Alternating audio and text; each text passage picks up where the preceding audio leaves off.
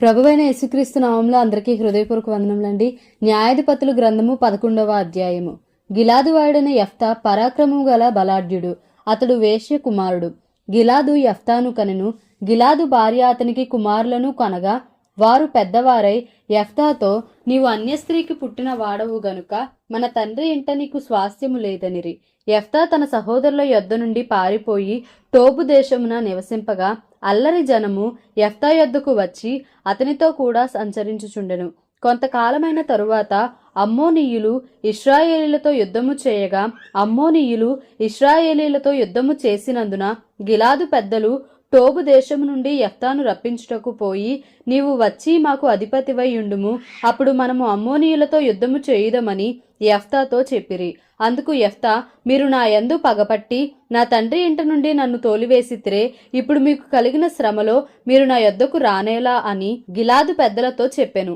అప్పుడు గిలాదు పెద్దలు, అందుచేతనే మేము నీ యొద్దకు మళ్ళీ వచ్చితిమి, నీవు మాతో కూడా వచ్చి అమ్మోనీయులతో యుద్ధము చేసిన ఎడల గిలాదు నివాసులమైన మా అందరి మీద నీవు అధికారి వౌదువని యెఫ్తాతో అనిరి. అందుకు యెఫ్తా, అమ్మోనీయులతో యుద్ధము చేయుటకు మీరు నన్ను గిలాదుకు తిరిగి తీసుకుని పోయిన మీదట యెహోవా వారిని నా చేతికి అప్పగించిన ఎడల నేనే మీకు ప్రధానుడనవుదునా అని గిలాదు పెద్దలను అడుగగా, గిలాదు పెద్దలు, నిశ్చయముగా మేము నీ మాట చొప్పున చేయుదుము, యెహోవా మన ఉభయుల మధ్యను సాక్షిగా ఉండును గాకని యెఫ్తాతో అనిరి. కాబట్టి యెఫ్తా గిలాదు పెద్దలతో కూడా పోయినప్పుడు జనులు తమకు ప్రధానునిగాను అధిపతినిగాను అతని నియమించుకొనిరి.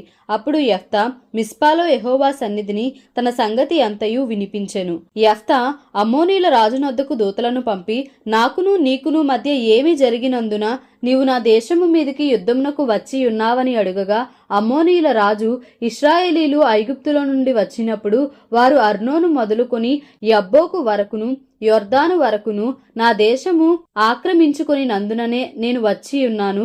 కాబట్టి మనము సమాధానముగా నుండునట్లు ఆ దేశములను మరలా మాకప్పగించుమని యెఫ్తా పంపిన దూతలతో సమాచారము చెప్పెను. అంతటా యెఫ్తా మరలా అమ్మోనీయుల రాజునొద్దకు దూతలను పంపి ఇట్లనెను, యెఫ్తా సెలవిచ్చినదేమనగా, ఇశ్రాయేలీలు మోయాబు దేశమునైనను అమ్మోనీయుల దేశమునైనను ఆక్రమించుకొనలేదు. ఇశ్రాయేలీలు ఐగుప్తు నుండి వచ్చుచుండగా వారు ఎర్ర సముద్రము వరకు అరణ్యములో నడిచి కాదేశునకు వచ్చిరి. అప్పుడు ఇశ్రాయేలీలు ఎదోము రాజునొద్దకు దూతలను పంపి, నీ దేశము గుండా పోవుటకు దయచేసి నాకు సెలవిమ్మని అడుగగా ఎదోము రాజు ఒప్పుకొనలేదు. వారు మోయాబు రాజునొద్దకు అట్టి వర్తమానమే పంపిరి గాని అతడును నేను సెలవీయనని చెప్పెను. అప్పుడు ఇశ్రాయేలీలు కాదేశులో నివసించిరి. తరువాత వారు అరణ్య ప్రయాణము చేయుచు ఎదోమీయుల యొక్కయు మోయాబీయుల యొక్కయు దేశముల చుట్టూ తిరిగి మోయాబునకు తూర్పు దిక్కున కనాను దేశమందు ప్రవేశించి అర్నోను అద్దరిని దిగిరి. వారు మోయాబు సరిహద్దు లోపలికి పోలేదు. అర్నోను మోయాబునకు సరిహద్దు గదా. మరియు ఇశ్రాయేలీలు అమోర్లే రాజైన సీహోనను హెష్బోను రాజునొద్దకు దూతలను పంపి, నీ దేశము గుండా మా స్థలమునకు మేము పోవునట్లు దయచేసి సెలవిమ్మని అతని యొద్ద మనవి చేయగా, సీహోను ఇశ్రాయేలీలను నమ్మక తన దేశంలో బడి వెళ్ళనీయక తన జనులందరినీ సమకూర్చుకుని యాహసులో దిగి ఇశ్రాయేలీలతో యుద్ధము చేసెను. అప్పుడు ఇశ్రాయేళ్ల దేవుడైన యెహోవా ఆ సీహోనును అతని సమస్త జనమును ఇశ్రాయేళ్ల చేతికి అప్పగింపగా వారు ఆ జనమును హతము చేసిన తరువాత ఆ దేశ నివాసులైన అమోరీయుల దేశమంతయు స్వాధీనపరచుకుని అర్నోను నది మొదలుకొని యబ్బోకు వరకును అరణ్యము మొదలుకొని యొర్దాను వరకును అమోరీయుల ప్రాంతములన్నిటినీ స్వాధీనపరచుకొనిరి. కాబట్టి ఇశ్రాయేళ్ల దేవుడైన యెహోవా అమోరీయులను తన జనుల ఎదుట నిలవకుండా తోలివేసిన తరువాత నీవు దానిని స్వతంత్రించుకొందువా? స్వాధీనపరచుకొనుటకు కెమోషను నీ దేవత నీకిచ్చిన దానిని నీవు అనుభవించుచున్నావు గదా. మా దేవుడైన యెహోవా మా ఎదుట నుండి ఎవరిని తోలివేయునో వారి స్వాస్థ్యమును మేము స్వాధీనపరచుకొందుము. మోయాబు రాజైన సిప్పోరు కుమారుడగు బాలాకు కంటే నీవు ఏమాత్రమును అధికుడవు కావు గదా. అతడు ఇశ్రాయేలీలతో ఎప్పుడైనను కలహించెనా? ఎప్పుడైనను వారితో యుద్ధము చేసెనా? ఇశ్రాయేలీలు హెష్బోనులోను దాని ఊరులలోను అరోయేరులోను దాని ఊరులలోను అర్నోను తీరముల పట్టణములన్నిటిలోనూ 300 సంవత్సరముల నుండి నివసించుచుండగా ఆ కాలమున నీవేళ వాటిని పట్టుకొనలేదు?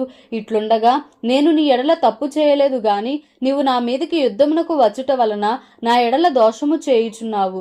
న్యాయాధిపతి అయిన యెహోవా నేడు ఇశ్రాయేలులకును అమ్మోనీయులకును న్యాయము తీర్చునుగాక. అయితే అమ్మోనీయుల రాజు యెఫ్తా తనతో చెప్పిన మాటలకు ఒప్పుకొనలేదు. యెహోవా ఆత్మ యెఫ్తా మీదికి రాగా అతడు గిలాదులోను మనష్షేలోను సంచరించుచు గిలాదు మిస్పేలో సంచరించి గిలాదు మిస్పే నుండి అమ్మోనీయుల యొద్దకు సాగెను. అప్పుడు యెఫ్తా యెహోవాకు మ్రొక్కుకొనెను. ఎట్లనగా, నీవు నా చేతికి అమ్మోనీయులను నిశ్చయముగా అప్పగించినడలా నేను అమ్మోనీయుల యొద్ద నుండి క్షేమముగా తిరిగి వచ్చినప్పుడు నన్ను ఎదుర్కొనుటకు నా ఇంటి ద్వారము నుండి బయలుదేరి వచ్చినదేదో అది యెహోవాకు ప్రతిష్ఠితమగును, మరియు దహన బలిగా దాన్ని అర్పించెదనెను. అప్పుడు యెఫ్తా అమ్మోనీయులతో యుద్ధము చేయుటకు వారి యొద్దకు సాగిపోయినప్పుడు యెహోవా అతని చేతికి వారిని అప్పగించెను. గనుక అతడు వారిని, అనగా అరోయేరు మొదలుకొని మిన్నీతుకు వచ్చి వరకు ఆబెల్కరామీము వరకును 20 పట్టణముల వారిని నిశ్శేషముగా హతము చేసెను. అట్లు అమ్మోనీయులు ఇశ్రాయేలీయుల ఎదుట నిలవకుండా అణచివేయబడిరి.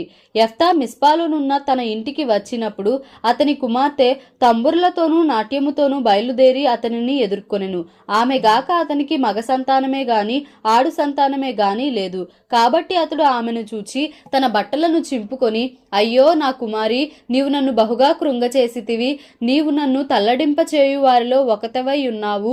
నేను యెహోవాకు మాట ఇచ్చి ఉన్నాను గనుక వెనుక తీయలేననగా, ఆమె, నా తండ్రి, యెహోవాకు మాట ఇచ్చి ఉంటివా? నీ నోటి నుండి బయలుదేరిన మాట చొప్పున నాకు చేయుము.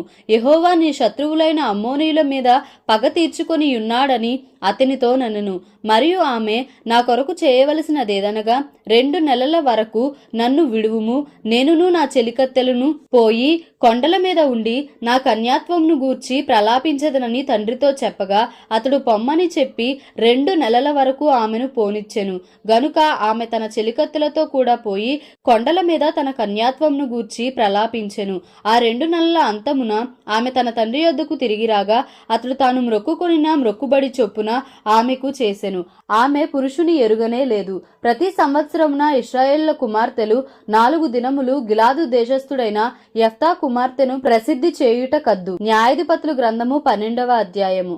ఎఫ్రాయిమీలు కూడుకొని ఉత్తర దిక్కునకు పోయి, నీవు అమ్మోనీలతో యుద్ధము చేయబోయినప్పుడు నీతో వచ్చుటకు మమ్ము నేల పిలువలేదు.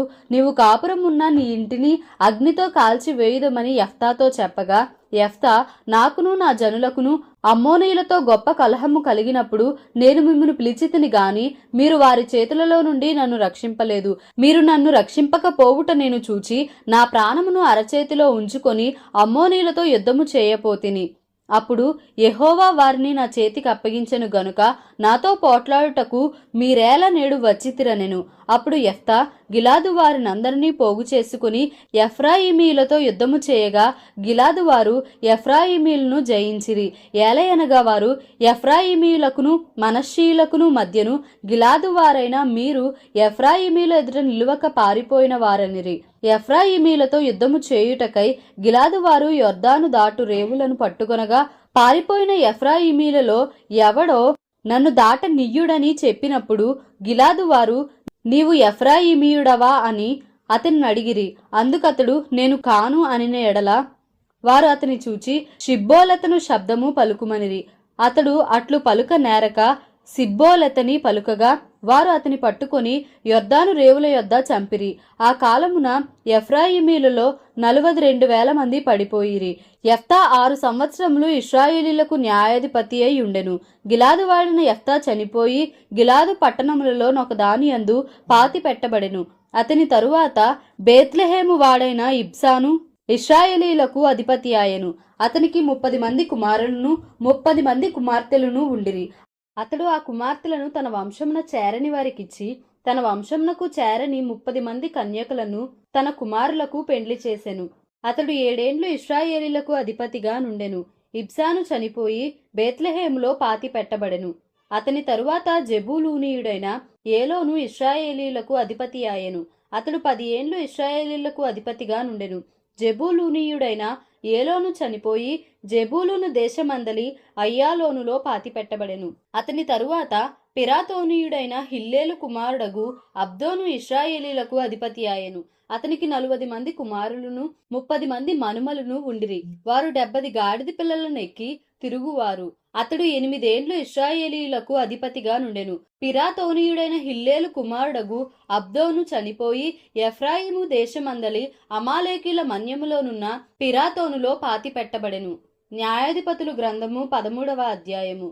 ఇశ్రాయేలీలు మరలా యెహోవా దృష్టికి దోషులు కాగా యెహోవా 40 సంవత్సరములు వారిని ఫిలిస్తీయుల చేతికి అప్పగించెను. ఆ కాలమున దాను వంశస్థుడును జొరియా పట్టణస్థుడునైన మానోహ అను ఒకడుండెను. అతని భార్య గొడ్రాలై కానుపు లేకయుండెను. యెహోవా దూత ఆ స్త్రీకి ప్రత్యక్షమై, ఇదిగో నీవు గొడ్రాలవు, నీకు కానుపు లేకపోయెను. అయితే నీవు గర్భవతివై కుమారుని కందువు. కాబట్టి నీవు జాగ్రత్తగా ఉండి ద్రాక్షారసమునే గాని మద్యమునే గాని త్రాగకుండుము, అపవిత్రమైన దేనినైనను తినకుండుము. నీవు గర్భవతివై కుమారుని కందువు. అతని తల మీద మంగళ కత్తి వేయకూడదు. ఆ బిడ్డ గర్భమున పుట్టినది మొదలుకొని దేవునికి నాజీరు చేయబడిన వాడై ఫిలిస్తీల చేతిలో నుండి ఇశ్రాయేలీయులను రక్షింప మొదలు పెట్టునని ఆమెతో అనగా, ఆ స్త్రీ తన పెనిమిటి యొద్దకు వచ్చి, దైవజనుడొకడు నా యొద్దకు వచ్చెను. అతని రూపము దేవదూత రూపమును పోలినదై మిక్కిలి భీకరముగా ఉండెను. అతడు ఎక్కడ నుండి వచ్చెనో నేను అడుగలేదు. అతడు తన పేరు నాతో చెప్పలేదు. గాని ఆలకించుము, నీవు గర్భవతివై కుమారుని కందువు. కాబట్టి నీవు ద్రాక్షారసమునే గాని మద్యమునే గాని త్రాగకుండుము, అపవిత్రమైన దేనినైనను తినకుండుము. ఆ బిడ్డ గర్భమున పుట్టినది మొదలుకొని చనిపోవు వరకు దేవునికి నాజీరు చేయబడిన వాడై యుండునని నాతో చెప్పెననెను. అందుకు మానోహ, నా ప్రభువా, నీవు పంపిన దైవజనుడు మరలా మా యొద్దకు వచ్చి, పుట్టబోవు ఆ బిడ్డకు మేము ఏమేమి చేయవలెనో దానిని మాకు నేర్పునట్లు దయచేయుమని యెహోవాను వేడుకొనగా, దేవుడు మానోహ ప్రార్థన నాలకించెను. గనుక ఆ స్త్రీ పొలములో కూర్చుండగా దేవుని దూత ఆమెను దర్శించెను. ఆ సమయమున ఆమె పెనిమిటి అయిన మానోహ ఆమె యొద్ద ఉండలేదు గనుక ఆ స్త్రీ త్వరగా పరుగెత్తి, ఆనాడు నా యొద్దకు వచ్చిన పురుషుడు నాకు కనబడెనని అతనితో చెప్పెను. అప్పుడు మానోహ లేచి తన భార్య వెంబడి వెళ్లి ఆ మనుష్యుని యొద్దకు వచ్చి, ఈ స్త్రీతో మాట్లాడిన వాడవు నీవేనా అని అతనిని అడుగగా అతడు నేనే అనెను. అందుకు మానోహ, కావున నీ మాట నెరవేరునప్పుడు ఆ బిడ్డ ఎట్టివాడగునో అతడు చేయవలసిన కార్యమేమిటో తెలుపుమని మనవి చేయగా, యెహోవా దూత, నేను ఆ స్త్రీతో చెప్పినదంతయు ఆమె చేకొనవలెను. ఆమె ద్రాక్షావల్లి నుండి పుట్టినదేదియూ తినకూడదు. ఆమె ద్రాక్షారసమునైనను మద్యమునైనను త్రాగకూడదు. అపవిత్రమైన దేనినైనను తినకూడదు. నేను ఆమెకు ఆజ్ఞాపించినదంతయు ఆమె చేకొనవలెనని మానోహతో చెప్పెను.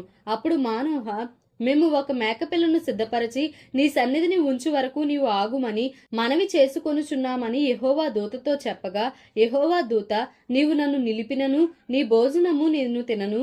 నీవు దహనబలి అర్పించనుద్దేశించిన ఎడల యెహోవాకు దానిని అర్పింపవలెనని మానోహతో చెప్పెను. అతడు యెహోవా దూత అని మానోహకు తెలియలేదు. మానోహ, నీ మాటలు నెరవేరిన తరువాత మేము నిన్ను సన్మానించినట్లు నీ పేరేమని యెహోవా దూతను అడుగగా, యెహోవా దూత, నీవేళ నా పేరు అడుగుచున్నావు, అది చెప్పసఖ్యము కానిదనెను. అంతటా మానోహ నైవేద్యముగాను ఒక మేకపిల్లను తీసుకుని ఒక రాతి మీద యెహోవాకు అర్పించెను. మానోహయు అతని భార్యయు చూచుచుండగా ఆ దూత యొక్క ఆశ్చర్య కార్యము చేసెను. ఎట్లనగా, జ్వాలలు బలిపీఠము మీద నుండి ఆకాశమునకు లేచుచుండగా యెహోవా దూత బలిపీఠము మీదనున్న ఆ జ్వాలలలో పరమునకు ఆరోహణమాయెను. మానోహయు అతని భార్యయు దానిని చూచి నేలకు సాగిలపడిరి.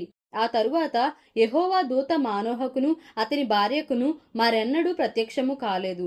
ఆయన యెహోవా దూత అని మానోహ తెలుసుకొని, మనము దేవుని చూచితిమి గనుక మనము నిశ్చయముగా చనిపోదుమని తన భార్యతో అనగా, అతని భార్య, యెహోవా మనలను చంపగోరిన ఎడల ఆయన దహన బలిని నైవేద్యమును మన చేత అంగీకరింపడు. ఈ సంగతులన్నిటినీ మనకు చూపింపడు.